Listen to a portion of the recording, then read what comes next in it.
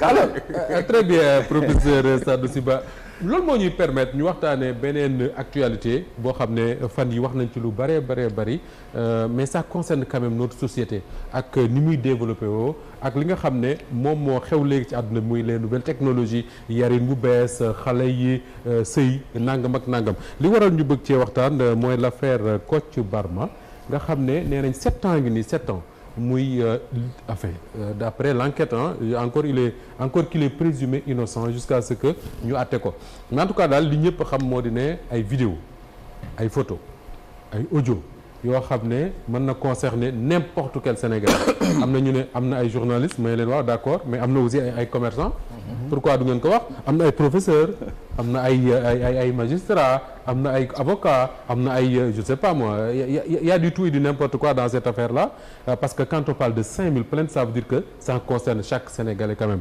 alors bala ñuy ñëw ci xool jàngat lan la loolu lan moo ko indi suñu société ak lan la nar a jur Pape Sané dama bëggoon ñu taxaw tuuti sur li nga xam ne journaux yi wax nañ ko temps yi sur les éléments de l'enquête qu'est-ce qu'on sait de ce Kocc Barma et de ce qu'il a fait ci 7 ans yi ñu nekk 7 ans yi ñu génn.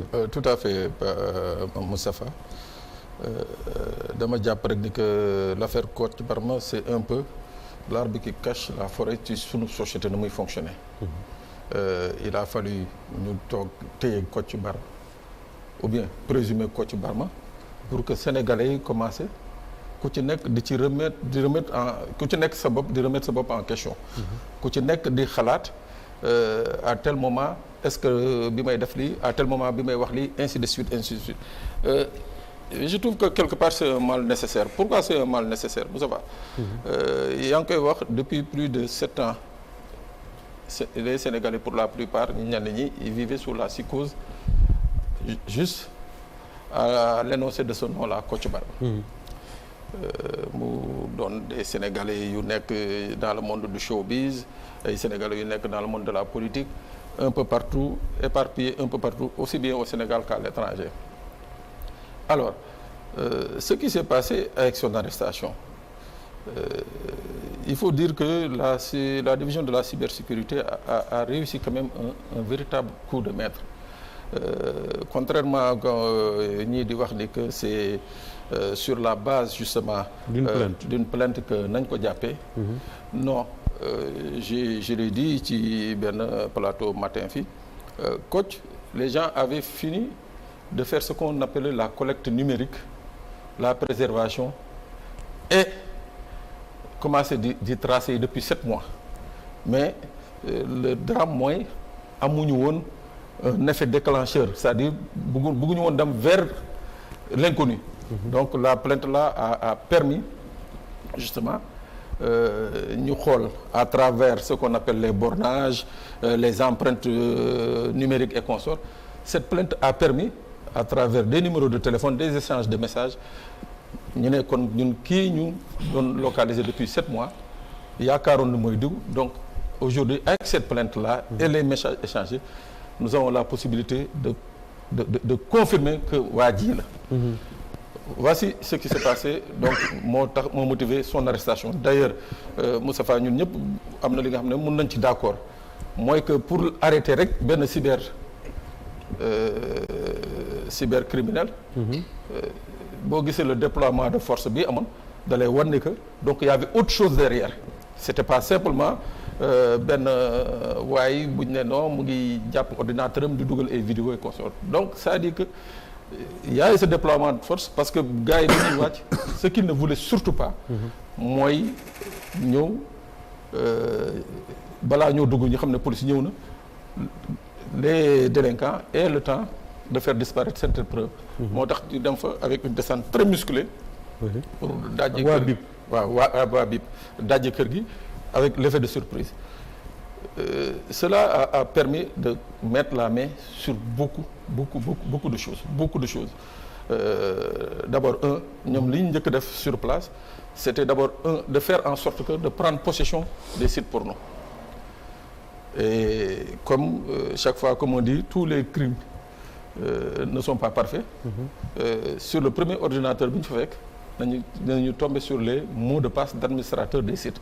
Donc il a été très facile pour eux de récupérer d'abord et puis gérer les sites pour sécuriser au moins contenu yi nga xam ne moo nekkoon ci biir affaire yi seen répercussion nag moo leen may ñu dem gis ay disques durs externes yeneen appareils yi nga xam ne collecté nañ fa woon dajale fa woon ay matériel mais lii leen gën a nag bi ñu ko indee nag commencé wax ak moom ci foofu nañu gis ni que am na beneen li ñuy wax des serveurs extérieurs waaw serveurs yooyu am na ci bu nekkoon Dakar moo taxoon ñu dem kër googu foofu ci Almadies serveurs yooyu am na ci éventuellement tamit yi nga xam ne ñu ngi bitim réew là l'enquête ne veut pas dire si effectivement am na ay serveurs mais ce qui est sûr et certain mooy soo xoolee d'abord les types dañ koy waxee de dossiers numérisés da lay war ni que ces dossiers là d'accord peuvent être dans d'autres serveurs ailleurs. Une dernière question, une réponse rapide avant may avancer. Kocc nit la du malaaka du jinne nit la est-ce que il peut agir seul am ay vidéo wu sénégalais yu bëree noonu est-ce que tey jii l'enquête warul dem ci xam kan moo doon alimenter les sites de Kocc su ma ko mënee waxee noonu c'est-à-dire que vidéo yi mu am accès nan la def ba am ko ñan ñoo ko jox. Tout à fait loolu moo tax le juge très tôt sans sax tarder daal di accorder ordonner une délégation judiciaire delloo ko cybersécurité déjà ci biir enquête bi waa cybersécurité ñoom leer na leen ne que y avait ce qu'on appelait des pourvoyeurs mooy maanaam am na ñi nga xam ne ñoom ñoo doon collecté di ko jox donc jàpp nañ ne que ñooñu muy ay góor muy ay jigéen ñoom ñëpp dañ nekkoon ci benn bande organisée ñii dañuy dem uti ay góor yu am daraja yu am barke am koppar góor ñi dem uti ay jigéen yu am daraja am barke ainsi de suite donc boo xoolee le stratagème c'est en fait ce que les enquêteurs de la cybersécurité ont retenu moo tax le juge a très bien fait de faire ce qu'on appelle une délégation judiciaire pour leur demander d'approfondir l'enquête. su ma la déggee Pape y aura d'autres arrestations. Non, ça c'est sûr que je veux pas trop m'avancer mais c'est sûr que ci week-end bi on risque d'avoir des arrestations. Alors ku ci joxe woon vidéo jàmbur na nga xam ne la jël si. Alors Sanoussi yéen a ngi reede mais c'est extrêmement grave cette affaire Sanoussi société bi ñu nekk Sénégal gii comment est-ce que un bonhomme comme ça parce qu'il a 38 ans je pense peut opérer pendant 7 ans di jël wala boog ñu koy jox ay vidéos intimes de gens yu ñu xam wala de gens anonymes mu leen di chantage di leen laaj xaalis di leen def loo ay mbir pendant 7 ans ci réew mi ñu nekk ci société bi nekk lan moo ko yombal pour moom c'est le silence des victimes wala c'est notre société qui est je mets des guillemets hypocrite quelque part. Non Moustapha xam nga man déjà soo waxee société bi ñu nekk Sénégal mais xam nga àdduna bi ñu nekk léegi amatul société Sénégal amatul société kenn c'est la mondialisation. Marc Louan dafay wax mu ne àddina fi nekk un village planétaire. xam nga boo déggee baatu village planétaire village da nga ciy jàng ñaar.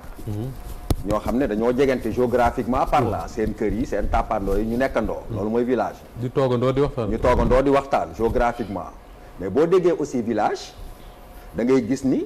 ñi bokk benn village dañuy am ay affinités pour ne pas dire des identités culturelles loolu mooy village. boo demee Niodior tey ñoom ñëpp dañuy làkk séeréer ñoo bokk nu ñuy lekkee et cetera boo demee tey Casamance et cetera et cetera.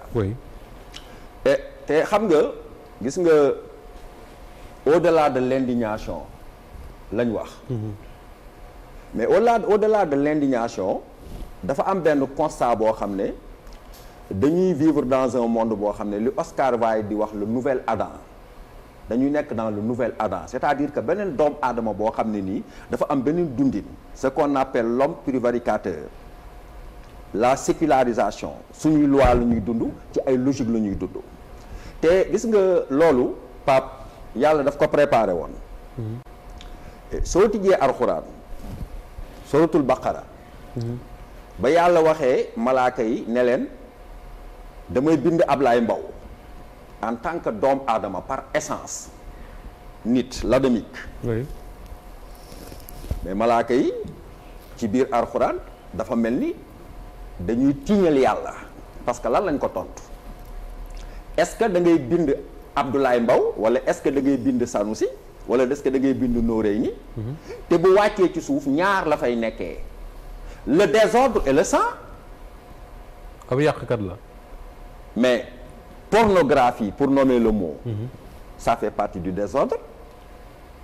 Comme beaucoup de désordres qui sont aujourd'hui possibles grâce à des expériences scientifiques.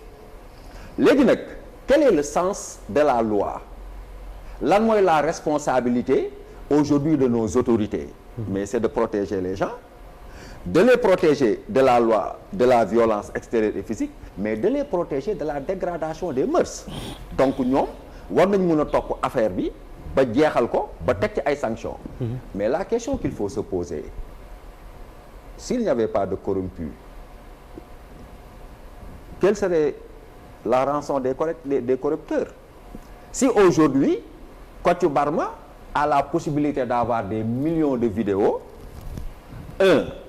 c'est parce que forcément pendant 7 ans il est protégé, soit politiquement, soit techniquement protégé wu na ba mun a échappé wu, mais c'est parce que aussi dafa xam ni quelque part le terrain est fertile.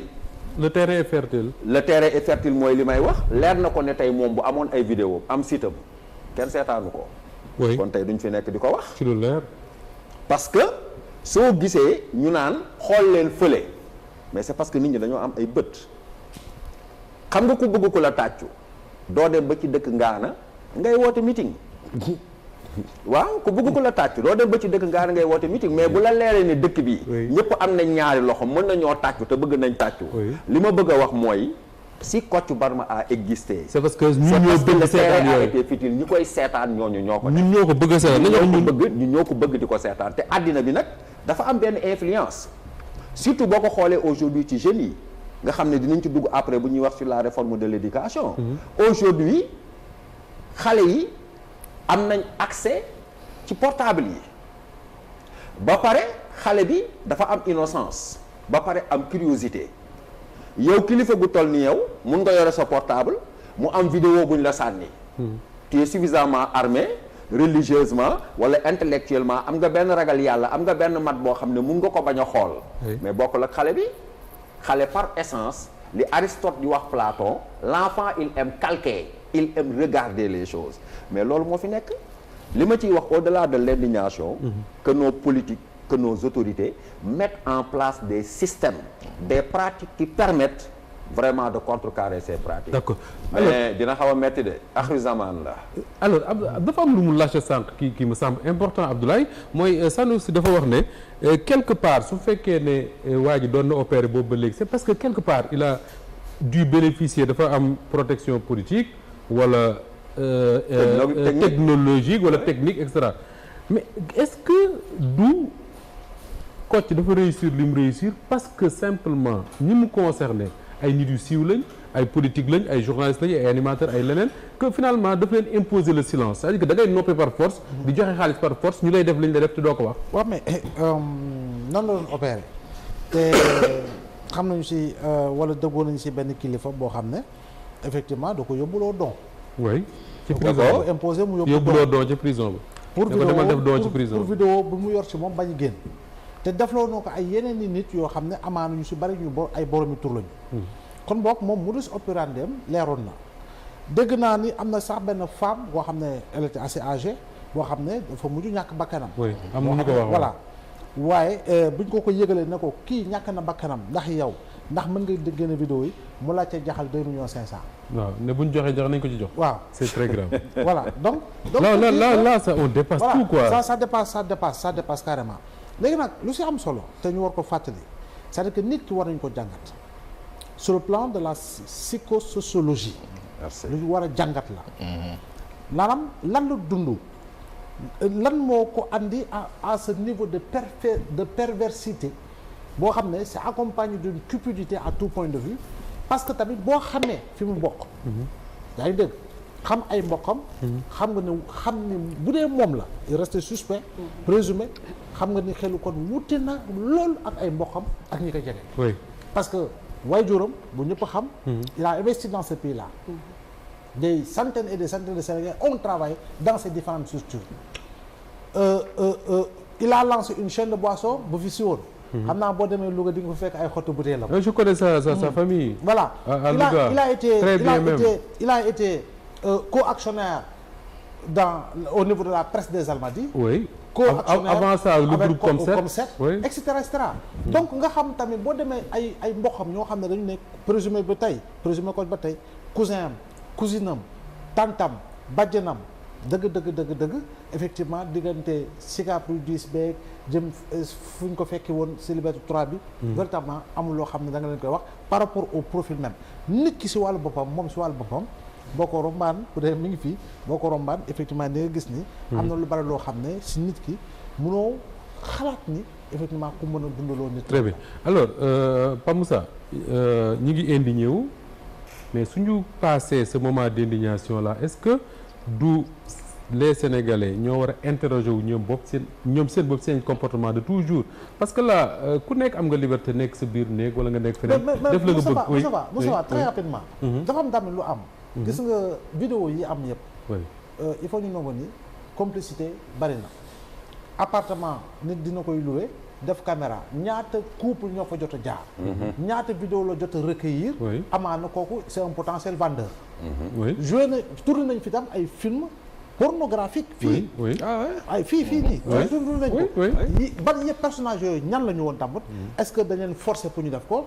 est-ce que dañ leen fay pour ñu def ko est-ce que c'était des personnes qui étaient dans le besoin l'autre élément mooy li nga xam ne jigéen bu defaral vidéo boroom këram ba pare wëlbatiku xawma folie extrême la jël ko envoyé ko xaritam bu jigéen pour wan ko moom vidéo sensuelle yu muy defar jëkkëram mais xale bu jigéen ba bu ko transféré keneen transféré ko keneen ba keneen jot ci koo xam ne borom jëf ju bon la mais su boobaa Abdoulaye foofu laa bëggoon a dem ak Papa Moussa merci beaucoup